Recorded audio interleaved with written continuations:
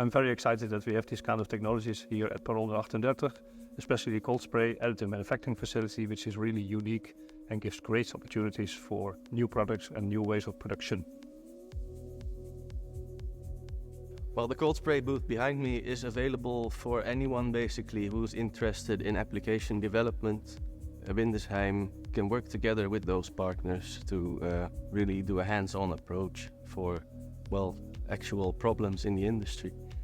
Basically, we are investigating if cold spray technology can provide new functionalities for resin-based materials. Well, at this moment, cold spray is still quite new to us, so we're really at a beginning stage of figuring out how all those systems work together. We have the robot, we have the powder feeder, we have the gun, which all have their own settings that need to work. Of course, we get some help here from Titomic, but yeah, now we're just really in the startup phase, and we just learned how to apply a coating to a simple product, and I can't wait to see where we will end up from here. So the big difference between cold spray and other processes is that there is no change in properties with powders that you're using as a spray material deposit on your base material. And so the big benefit is also that there is no heat input into your base material, so there's no property change into your base material. What I think is unique about cold spray is its versatility. It can be used to apply a metal coating on a product, or it can be used to repair, for example, damaged cast parts, but it can also be used to 3D print complete products. And that, I think, makes this stand out from other technologies. It's a new way of making metal. It's going to disrupt existing technologies like casting and forging. There's a lot of old knowledge that's been lost in those old technologies that's moved overseas, and cold spray is a new, innovative way to make metal products in a totally new way. We're using robotics, high-speed pressure, mixed metals is another fantastic avenue that the students here are really going to dig their teeth into and invent the products of the future.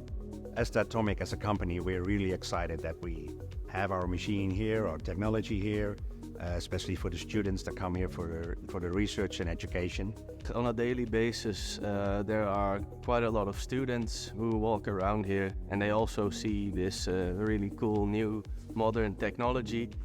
And I also notice that it really excites them, and they ask questions about, hey, what's this, what can you do with it, and is it difficult, etc. So this is the students, they are the engineers of the future. And it really excites me that they get involved with the techniques that are here, and one of them is the cold spray system that we placed here. And so these students, they see it, they know it. Maybe they don't have application for it right now, but in the future they know, hey, I know something in the past, so cold spray could be the solution for the problem I'm having right now. So that's really exciting to see at this place. And of course, in the end, as a University of Applied Sciences, all the knowledge that we generate by doing our research is being put back into the curriculum for the students as well.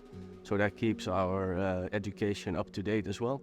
I'm truly jealous. I really wish that I was a young engineer studying here. The future is very bright with all this technology in front of them.